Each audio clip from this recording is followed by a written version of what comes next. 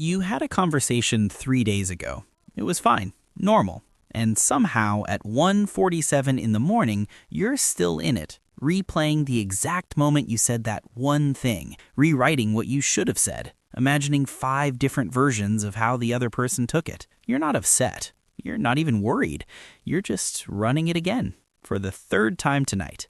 If you know that feeling, stay here. Because what's happening in your head isn't a flaw in your thinking. It's actually a sign of something pretty remarkable about how your brain is built.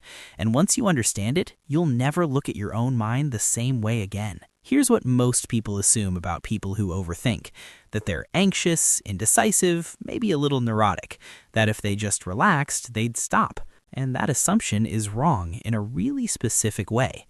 Psychologists call the pattern you're experiencing maladaptive rumination, and it has almost nothing to do with anxiety as its root cause. What it actually is, at its core, is an overactive pattern recognition system that never learned when to clock out. Think about that. Your brain is exceptionally good at detecting patterns in conversations, in situations, in people's behavior, in outcomes.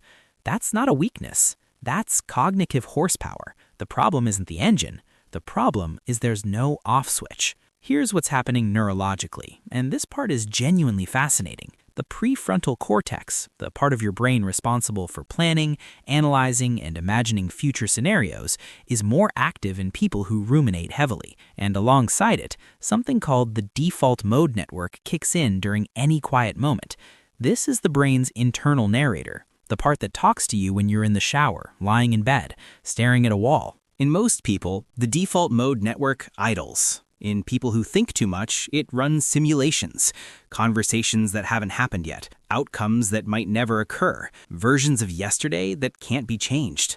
The mind is never quite offline. It's always running something in the background. And honestly, that's exhausting in a way that's really hard to explain to people who don't experience it. But here's where it gets interesting, because this wasn't random. It was learned. For a lot of people who think this way, the pattern started early, in environments where things were unpredictable, where mistakes had consequences, where reading a room correctly wasn't optional, it was survival. Maybe it was a parent whose mood shifted without warning. Maybe it was a home where being one step ahead meant things went smoother. Maybe it was just the constant low-grade hum of feeling like you needed to be prepared for what came next. And so the brain adapted. It learned, think ahead, think around corners, think about everything, because being caught off guard costs too much. That's not a disorder. That's a smart kid doing the only thing they knew how to do. The thinking that feels like a problem now used to be protection, and I think that's worth sitting with for a moment. Now, not all rumination is the same. Researchers actually distinguish between 2 types, and this distinction matters. There's reflective rumination, where you turn something over in your mind to genuinely understand it, to process it, to grow. This is where a lot of your self-awareness lives, your emotional intelligence, your ability to understand people in ways they don't even understand themselves. Then there's brooding rumination, where you're circling the same thought not to solve it, but because the loop has become automatic. No resolution, no new information, just the same anxious orbit over and over. This is the version that chips away at sleep, clouds decisions, and makes your brain feel like a browser with 40 tabs open and no way to close them. Here's what nobody talks about, though.